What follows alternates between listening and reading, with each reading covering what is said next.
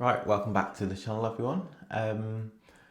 Just before we start, don't forget to like and comment because it helps the video out and lets more people see it. And obviously, I want to grow the channel. So yeah, just to start. But anyway, in today's video, I'm going to start the floor painting. So obviously, I mentioned in the last video that I was going to go with epoxy. So if you want to know understand the rationale behind it, you can sort of watch that video. But today's one, we're going to start painting. So what I've done is I've prepped the floor already, and then I've given it a good sweep and about 4 or 5 vacuums with the shop vac. You have to make sure you get the dust up first of all. So definitely make sure you get the dust up. And then from there on in, I've just painted the floor. So in today's video, you're going to see which product I've used, which you can probably get from the thumbnail, but basically it's Resincoat. So doing my research in the UK, there wasn't that many epoxy options, or that I found anyway, and it came down to 2. So I think it was Floor Saver is one brand and Resincoat was the other one. From what I found, this Floor Saver one was a bit cheaper, and talking to their technical team, who are great by the way, so if you haven't got any questions, just drop them an email, or at least in my instance, they're really good. Their system looked really good, and I was going to go with that, but then I decided that I wanted to put some flakes, I think they're called flakes or whatever you want to call it, on top of mine. So rather than it just be a one standard colour, I wanted to put some little flakes or speckles in. And then talking to Floor Saver, I bought some of the flakes off Amazon, I think. So if you want to know where they are, just drop a comment in and I'll send you a link. But basically, I bought the flakes, and when talked to Floor Saver, they said it's probably not compatible with theirs because I don't think they do a clear coat for the top. So then I reached out to Resincoat, and they their technical team sort of said, yeah, it might work, but we do a top coat, which is a polyaspartic, I think it's called, which is their clear coat, which is quite hard wearing. So they said I could do the 2 coats of the base, put my flakes on, and then do a top clear coat effectively in this polyaspartic. I think that's how you pronounce it anyway. So that's what I've chose to use for my floor. So that's why I didn't go to Floor Saver, which was a slightly cheaper option, and that's how I ended up with Resincoat. So yeah, if you're interested in this, I guess do your own homework and have a look around. I think Resincoat tend to have a few offers on, so you can get a little bit of money off. But yeah, I just bought it myself, so it's not really paid for. And yeah, I'll just give you a nice review once it's finished.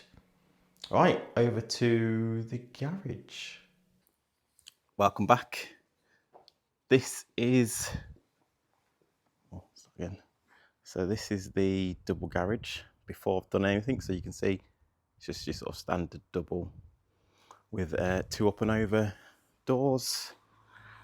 Yes, I've emptied it out and I've done a bit of grinding on the floor, which you'll have to tune back into the video about the flooring that I've started. So this bit is after it's sort of been ground down and ready for paint. But as you can see, it's just sort of pretty standard really. It's just empty space.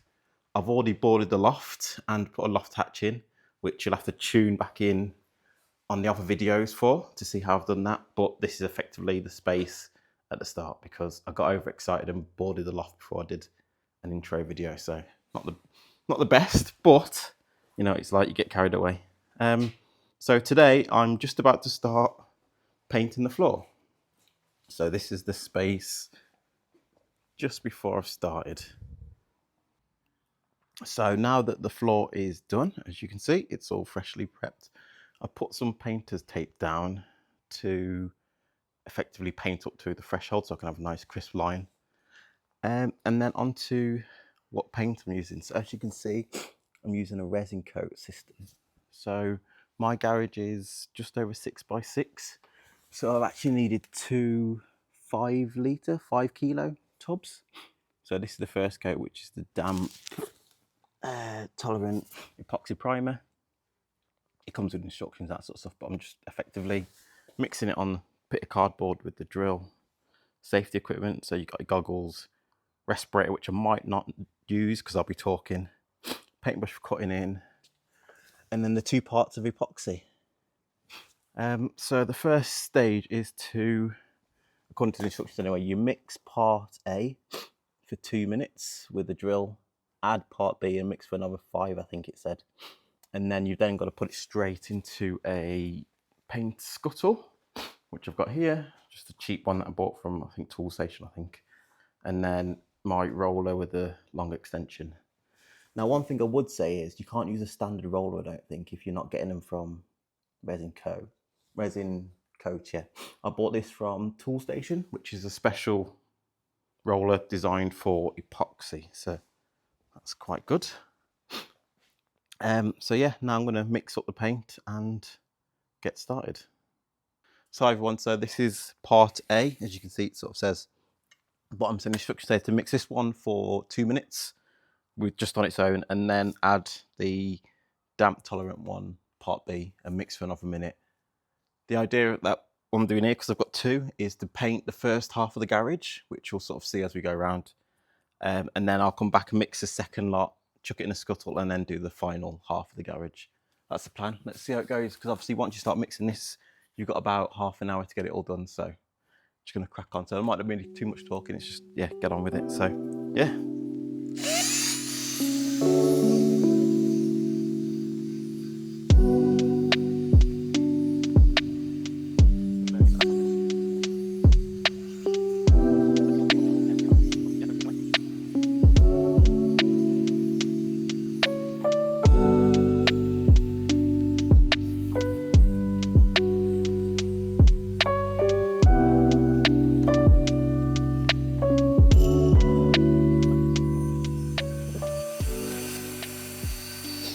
Right, so that's it mixed for 2 minutes.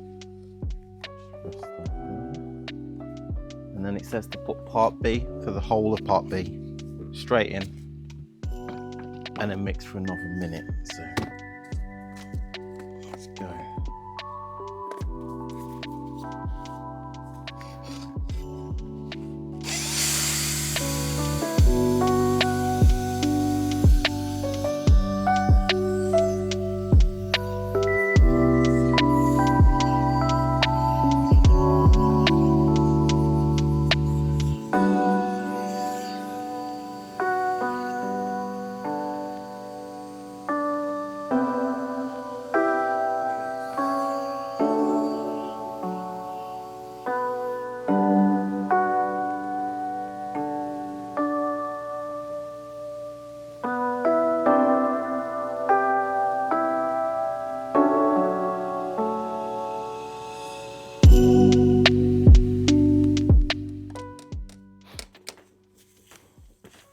Sort that out. So decant that straight in.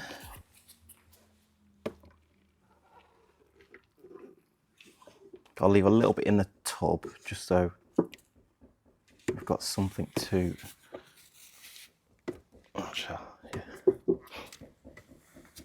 got something to do the cutting in with. Right, let's make a start with cutting in. So here I am cutting in the paint. One thing I would say is it's actually quite thick once it's mixed up, so it's not actually that hard to put down. What I found is it feels like it absorbs in quite a lot. I think it's because the concrete's quite dry at this point, so I'm just sort of pasting it in, going around so you can cut in and then you've got something to roll up to.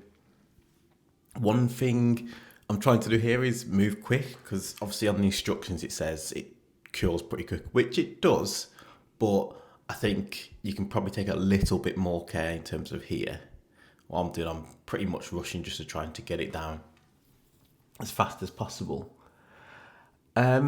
So yeah, it goes down all right. It's quite easy with the paintbrush, a lot easier than I thought it was going to be. I thought it'd be a bit more tacky than it actually is, but no, it's actually all right. One thing I would say is just be careful though, because I think I was putting it down quite thick, and if you put it down too thick, you might run out. So just be aware of that. Obviously, it's quite hard to not go too thick, but it's definitely something you need to consider. But overall, it was all right. It was quite a warm day when I did it, so I think that might not have helped because it was definitely warm. But yeah, it went all right. And now over to me rolling it in, I think. busy. But yeah, as you can see, it's sort of going on. Pretty hard going. Pretty sweaty, not gonna lie. But seems to get a bit easier, I think.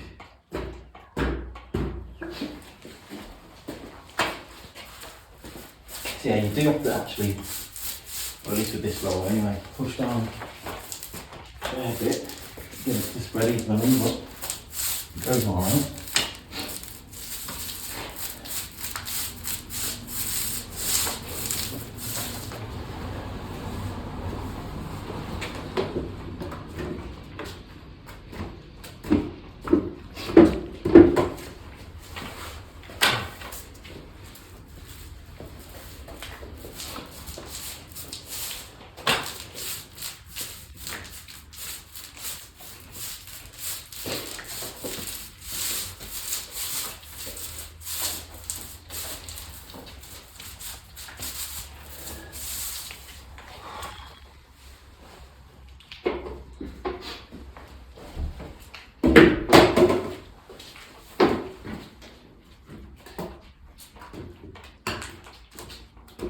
Absolute sweaty mess.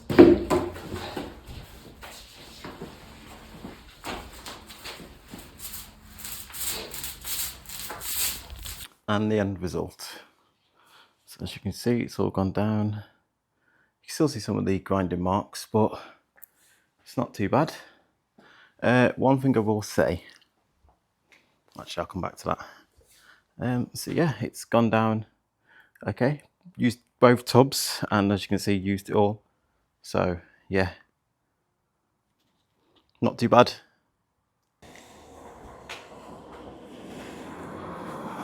So final thoughts. It's gone down all right. It definitely gets a bit more tackier towards the end, as obviously it starts to cure and you start to run out of time. So it is, I wouldn't say it's super tight on time, but you do have to work pretty quick. Like I had a helper to go around cutting in some of the bits, which worked quite well.